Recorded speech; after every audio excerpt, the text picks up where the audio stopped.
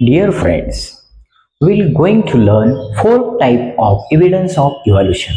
Okay, that one is paleontological evidence. You look here, paleontology. Paleontology means what? This is new for us. Paleontology means study of very old things or study of ancient things.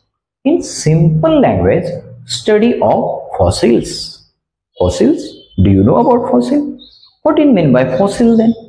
Fossils means large number of organisms get buried due to disaster like earthquake, volcano eruption and floods or sliding also, landsliding, and remnants of that organism still inside the underground of the earth.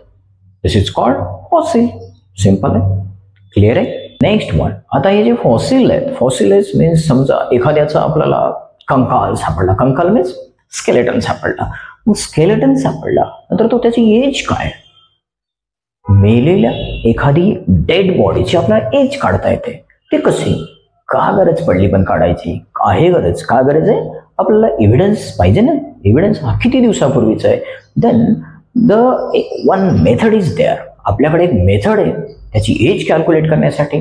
त्या मेथडचं नाव आहे carbon dating. Carbon dating method. Then how is the carbon dating method. आता carbon dating method काय आहे, कसं करतात, मग त्याच्यासाठी सिंपल आहे. फर्स्ट आपल्याला कार्बन माहिती आहे. Atomic mass number of carbon is 12.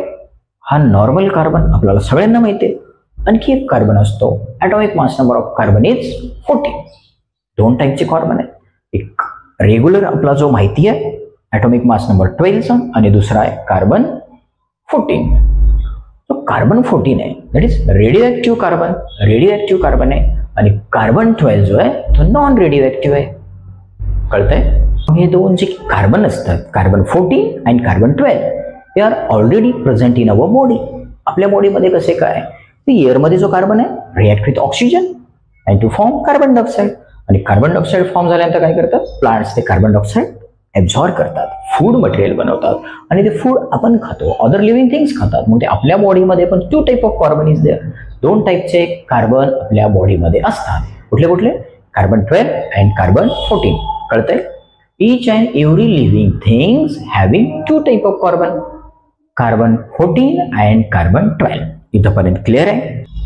आपण कंटिन्युअसली किंवा other living things continuously carbon consumption करतो. मीन्स फ्रुट्स खातो, प्लांट्स खातो, व्हेजिटेबल्स खातो, त्यामधून कार्बन आपल्या बॉडीमध्ये जातो. आणि after death carbon consumption stop होतं, म्हणजे आपण खाणं बंद होतं आणि कार्बन आपण बाहेरून घेणं स्टॉप होऊन जातं. स्टॉप झाल्यानंतर एखादी डेथ झाली, एखाद्याची डेथ झाल्यानंतर काय होतं, कार्बन 12 त्यांच्या बॉडीमध्ये ॲज इट इज राहतो, त्याचं डिकेइंग होत नाही. But carbon 14 start to decaying. तो डिकेइंग व्हायला स्टार्ट होतो, हळूहळू डिकेइंग होतो आणि कार्बन 12 ॲज इट इज राहतो.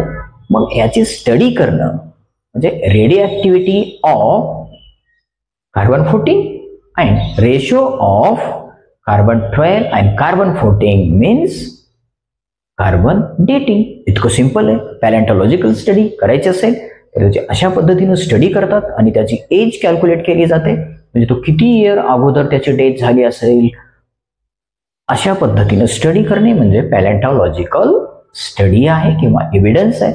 सिंपल मेथड आहे. नेक्स्ट आपल्याला बघायचे कनेक्टिंग लिंक्स.